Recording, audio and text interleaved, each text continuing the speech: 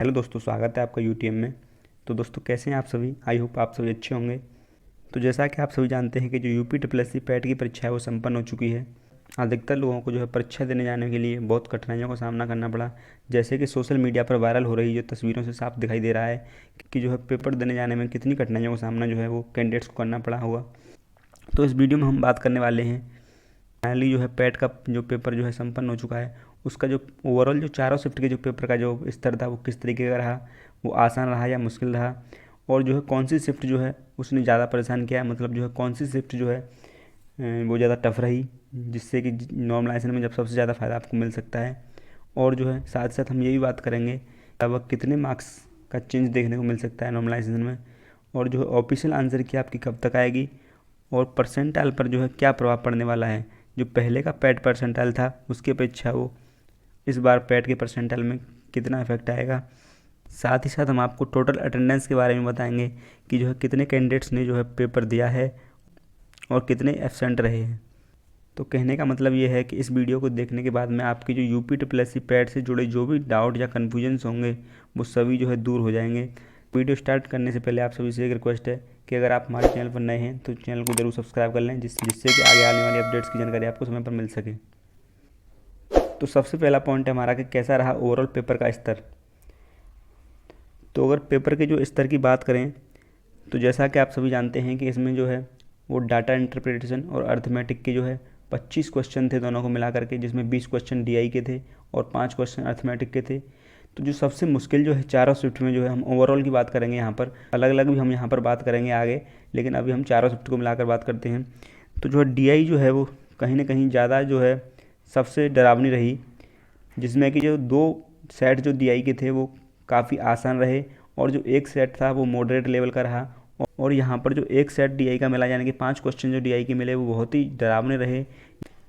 तो यहाँ पर ज़्यादा घबराने वाली बात नहीं है, क्योंकि जो डीआई है वो कहीं ना कहीं एक सेट जो है मुश्किल देखने को मिला है चारों शिफ्ट में ही। और जो अर्थमेटिक के जो क्वेश्चन हैं वो यहाँ पर वो ईजी देखे जा सकते हैं, और 15 की जो सेकंड शिफ्ट और 16 की सेकंड शिफ्ट जो है उसमें 1 से 2 क्वेश्चन जो है अर्थमेटिक का वो है कहीं ना कहीं थोड़ा मॉडरेट लेवल का देखने को मिला है। और बात करें अगर दूसरे नंबर पर करंट अफेयर की, तो करंट अफेयर जो है वो लगभग चारों ही शिफ्ट में ईजी टू मॉडरेट लेवल की देखी गई है।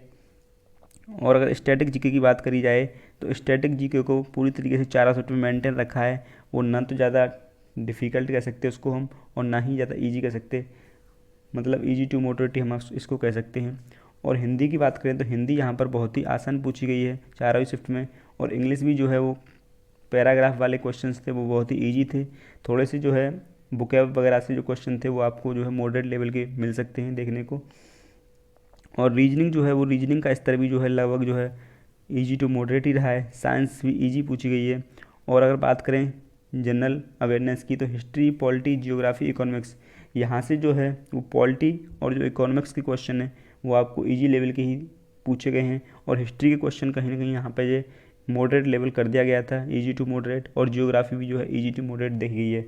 तो अगर जो है ओवरऑल पेपर के स्तर की बात करें तो यहाँ पर जो है पेपर का स्तर जो पूरी तरीके से जो इजी टू मॉडरेट रहा है, और डीआई को हम यहाँ पर जो है डिफ़िकल्टी बोल सकते हैं। इसमें एक जो है सेट डिफ़िकल्ट पूछा गया है जो बहुत ही सभी को डरावने लगा। और कुल मिलाकर जो कैंडिडेट्स के अनुसार जो है वो यहाँ पर मोस्टली कैंडिडेट जो है 14 से 17 पर ही सिमट कर रह गए हैं। तो यहाँ पर डीआई के लिए ज़्यादा चिंता करने वाली बात नहीं है, क्योंकि जो डीआई जो है वो सभी के लिए ही कठिन थी। अब अगर आगे बात की जाए कि कौन सी शिफ्ट ने ज़्यादा परेशान किया, तो यहाँ पर हम 2 पॉइंट्स पर बात करेंगे। एक तो जो स्टूडेंट्स के सर्वे के अनुसार, और दूसरा जो है हमारे अकॉर्डिंग क्या है। तो अगर स्टूडेंट्स के सर्वे के अनुसार बात करें तो यहाँ पर स्टूडेंट्स के अनुसार जो है 15 की सेकंड शिफ्ट को टफ बताया जा रहा है, और दूसरे नंबर पर यहाँ पर जो है 15 की फर्स्ट शिफ्ट को रखा गया है, और थर्ड नंबर पर 16 की फर्स्ट शिफ्ट और जो है 16 की सेकंड शिफ्ट को बहुत ही ईजी बताया जा रहा है।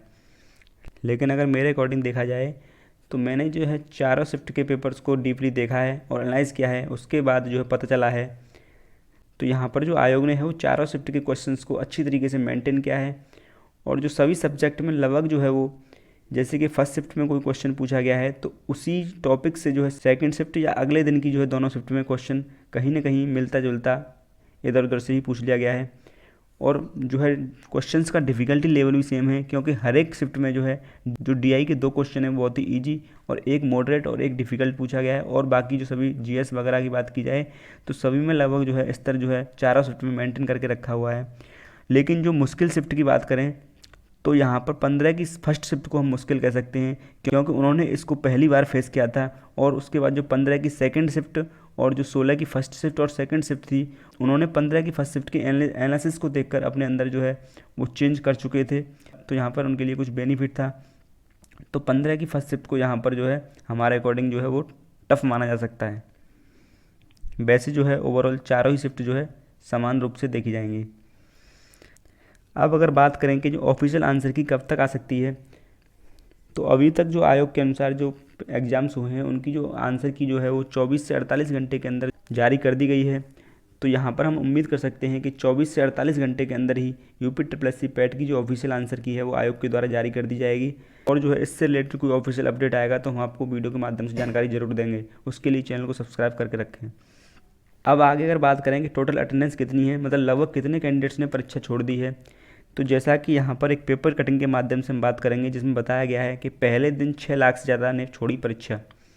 तो यहाँ पर जैसा कि आप देख सकते हैं, पहले बैच में 34 और दूसरे में 33% ने परीक्षा छोड़ी। शनिवार व रविवार को कुल 4 बैच में आयोजित हो रही इस परीक्षा के लिए 75 जिलों में 1899 परीक्षा केंद्र बनाए गए हैं और हर बैच में 9,39,553 परीक्षार्थियों ने पंजीकरण करवाया। मगर शनिवार को पहले बैच में यानी कि जो 15 अक्टूबर की जो पहले बैच की जो परीक्षा थी उसमें 6,17,968 परीक्षार्थियों ने परीक्षा दी थी और उसमें जो है 3,21,586 ने उसमें से परीक्षा छोड़ी थी। वहीं दूसरी तरफ अगर बात करें तो जो दूसरे बैच में 6,31,251 परीक्षार्थी परीक्षा में शामिल हुए थे, जिसमें से जो 3,08,302 परीक्षार्थी अनुपस्थित रहे। तो दूसरे बैच में जो है 67% परीक्षार्थी शामिल हुए और 33% ने परीक्षा छोड़ी। तो यहाँ पर जो डाटा निकल कर आ रहा है उसके अनुसार जो है वो लगभग 12,46,241 जो है अभ्यर्थियों ने परीक्षा छोड़ी है। उनके जो है कुछ भी पर्सनल रीज़न हो सकते हैं, जिसमें कि गर्ल्स का सेंटर जो बहुत दूर दूर गया है तो उनकी जो है अपनी एग्ज़ाम देने जाने की परेशानी, या फिर जो है और जिनकी तैयारी नहीं थी उन्होंने भी एग्ज़ाम छोड़ दिया है, भीड़ भाड़ को देखते हुए कुछ स्टूडेंट्स ने जो है एग्ज़ाम को स्किप किया है। तो यहाँ पर जो है करीब 37 लाख में से वो 25,11,968 अभ्यर्थी ही परीक्षा में शामिल हुए हैं लगभग, जिनमें जो परीक्षा देने वाले स्टूडेंट्स का जो है 67% है और छोड़ने वाले का जो है आंकड़ा हुआ है लगभग 33% का बताया जा रहा है। अब हम अगर बात करें कि पिछले पैट के कंपैरिजन में परसेंटाइल में क्या प्रभाव पड़ सकता है, तो देखिए जैसा कि पिछली बार का जो पेपर था पैट का वो इस बार के पैट के पेपर के मुकाबले जो है वो कहीं ना कहीं आसान था, यानी कि ये जो पेपर है वो कहीं ना कहीं थोड़ा सा मुश्किल कहा जा सकता है। तो पहले जो परसेंटाइल जो थे उसकी अकॉर्डिंग यहाँ पर जो है बच्चों के मार्क्स में जो है 4 से 5 नंबर का जो है डाउन में जा सकते हैं। और यहाँ पर जो डाउन में करने का जो सबसे बड़ा रीज़न है वो डीआई को भी हम ले सकते हैं, क्योंकि डीआई में यहाँ पर जो लगभग 3 से 4 क्वेश्चन जो है कैंडिडेट्स के वो कम अटैम्प्ट लिए हैं। जो पैट 2021 का पेपर था वहाँ जो है वो डीआई बहुत आसान पूछी गई थी, जिसमें कि 20 में से 20 क्वेश्चंस लोगों ने अटैम्प्ट किए थे और करेक्ट भी किए थे, लेकिन यहाँ पर जो है 14 से 17 के बीच में ही सिमट कर रह गए हैं।